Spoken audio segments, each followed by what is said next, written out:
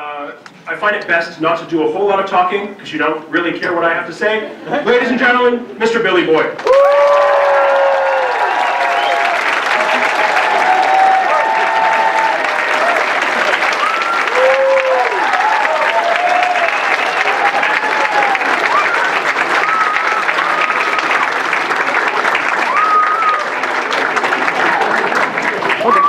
No worries, man. Hello. Hi. Where was the emergency exits? I couldn't see. There and there. Okay, good. And who's helped me with investments? I'm terrible with money. Frankie Sheffield Investors Group, they've sponsored this entire stage. Well, that's good. I'd like them to double any money I have by Tuesday. I can tell you where not to invest. Right, okay. Me, for example. Hobbit, well done. Can you see me now? Can you see me now? It's like I'm a magician. It's wonderful, isn't it? But can you see me now? For the back 3 rows, I just disappear. I'm like David Blaine. What's this? But can you see me now? It's incredible, isn't it? There's a girl up the back just like, yeah, that's amazing. There's a baby there that just fell asleep, doesn't care. So how was Lord of the Rings pitched to you? Right, well, so I was working in theatre in Edinburgh, which is in Scotland. Is there an Edinburgh in Canada? Probably. Right, because there's a London. There's a Scotland. There's a Scotland? There's a Scotland, Ontario. Is there really? Yeah. That's good. Is it Glasgow? Yeah. Who's Glasgow? Like Nova Scotia? Nova Glasgow? No. But I was wanting in theatre, and everybody was going up for Lord of the Rings. Like every actor I knew was going up for something, and it was casting in London. Can you hear a very slight sizzling? The omelet. Is that what it is? Yeah. Thank God for that, I thought we were on fire. Just slowly just heating up the floor. Imagine someone just like heating up the whole floor and we all slowly get cooked. We'd probably smell burning apples first. Would we? Oh yeah. I used to love that when I was younger. Did you ever put an apple in the oven? Yeah, yeah. That's good, isn't it? Cinnamon With oil? no, I hate cinnamon. Brown sugar. No, I don't like cinnamon. I don't like the smell of it. I don't put any cinnamon in there, Ian. Not my veggie omelet, I don't do that. I don't like cinnamon. I know people like cinnamon. I don't like cinnamon. How many times have I said cinnamon? Not enough. Right. Keep counting. I think we're at 6. I'm going for a Can I round. have a volunteer to count the cinnamon? Hey. Perfect. Thank you. This is hard work, isn't it? I go fast. Right? And I change subject a lot. Well, I haven't answered the question yet. It's going to be an hour in here, and we're not once going to talk about Lord of the Rings. It's weird. We're talking about like if we're all in a frying pan. How did that happen? I mean, there's no reason for that. There's no rhyme or reason. I can just sit here and let you go. These would be easy. It's just, yeah, no, go ahead. That's fine, yeah. So you were asking about... Actually, I need my notes. Let's get closer.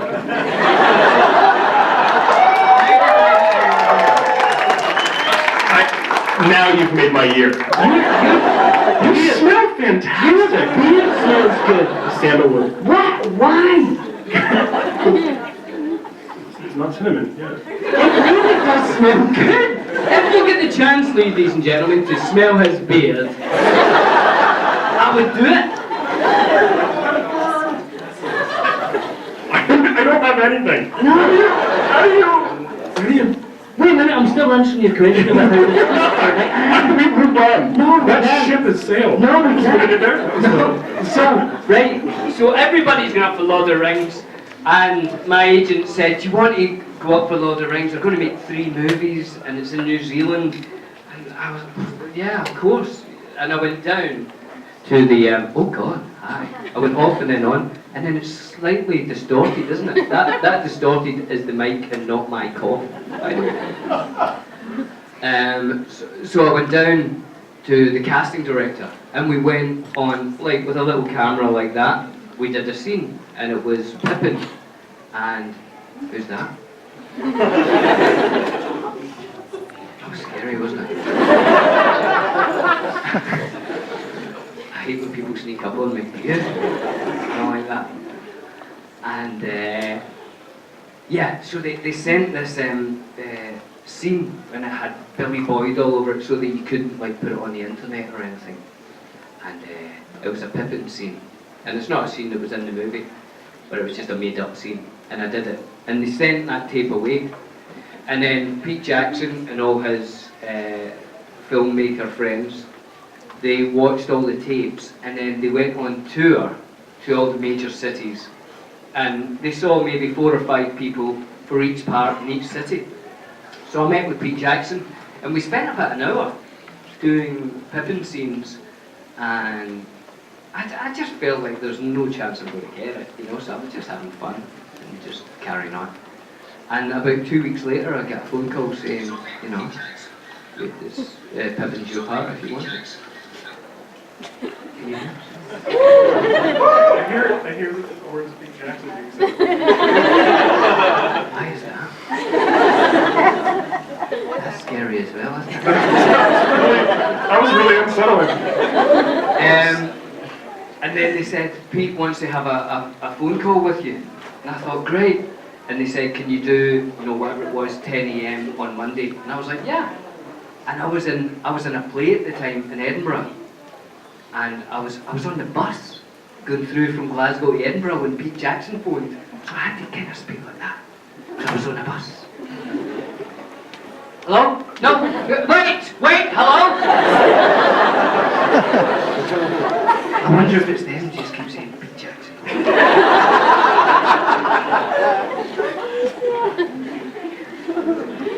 Scary, isn't it?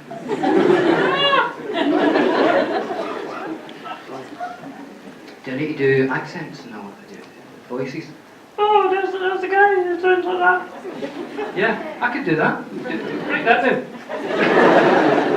I could do really low, like that. Right, bless you. No worries. Do you know why you say bless you when you sneeze? Question for you. No, you. Yes. Right, hold on, it's the doctor. Travels through time, so probably does know. Doctor Who, that is, not a medical doctor. Is Doctor Who a medical doctor? Oh, well that's good. I love cheese. Are you putting any cheese in there, Ian? Yeah. Lovely. So the reason you say bless you when someone sneezes is because it was this old English thing that sneezes were actually the devil trying to take over your body, and so you had to say bless them really fast or else. I think that's a fantastic and worth a round of applause.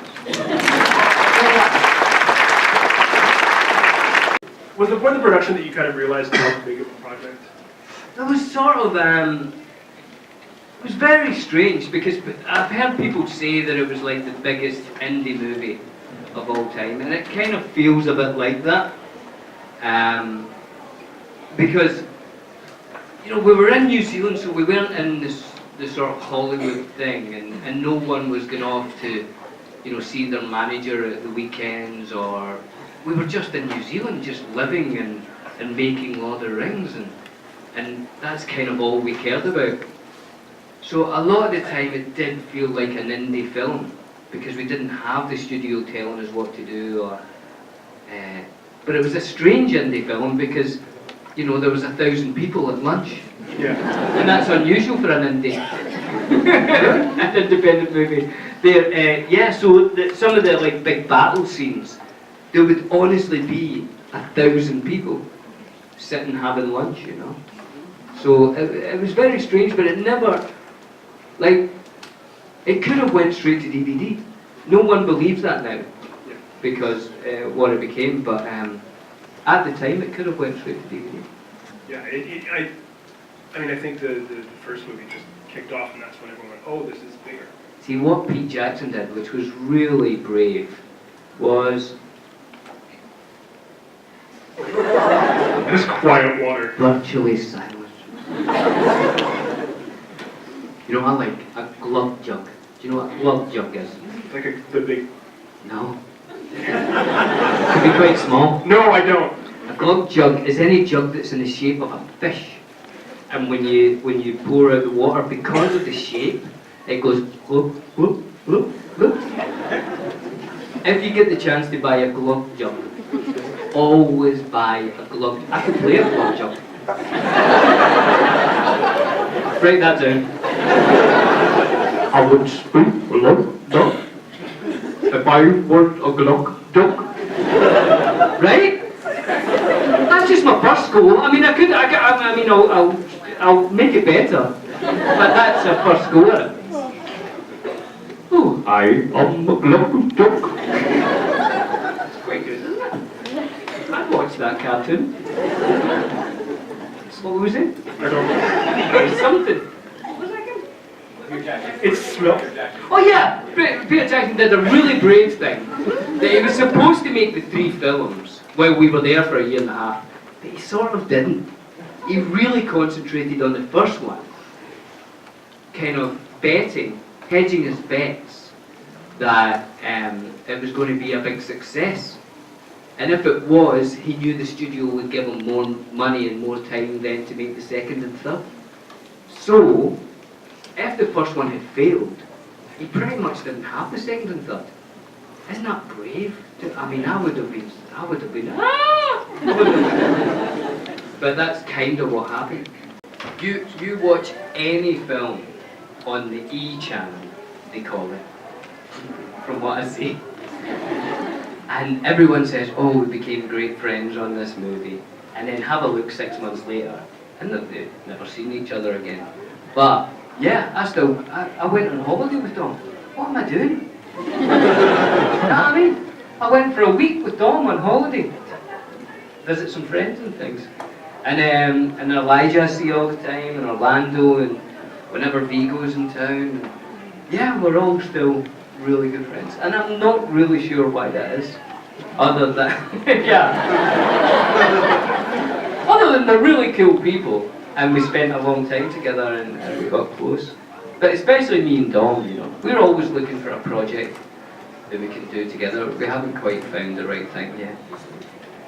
He's very, I know. He wanted me to go and swim with great white sharks. No. He's like, why? I said, have you never seen Jaws? You know, I have the option not to do that. I live on dry land. The chances of somebody creating a huge frying pan under my feet and cooking me are very small. But swimming with a great white, there's always the... Oh, in my mouth. Thank you very much. That looks absolutely delicious. Can I have some? We'll Instagram the crap out of this right now.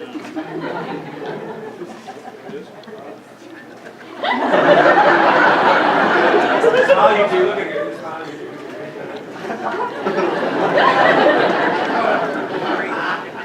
Here, fork, knife, napkin, hot sauce, whatever you like. Merci beaucoup. Wow, see that? That very seldom happens in your life. Someone just brings you an omelette. Virtually never. Hi. Hello. Well, speaking of using your voice, I think the song in Return of the King is a really big moment for Pippin.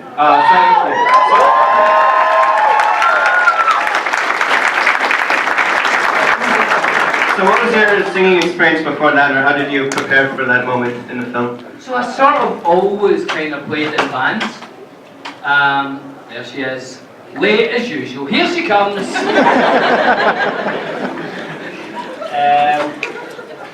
I always played in bands, so I always did that while I was acting. So when I was doing like amateur sort of plays when I was younger, I was also playing in bands. So, in fact, that song, the Return of the King song, called The Edge of Night, only came about because we went to dinner. A lot of the actors and some of the writers and all that went to dinner. And afterwards, we went to a karaoke. And we never went to karaoke, you know. But I'd had a couple of glasses of wine. And I sang Tom Jones' Delilah. You know that song? And one of the writers, Philippa Boyens, was there.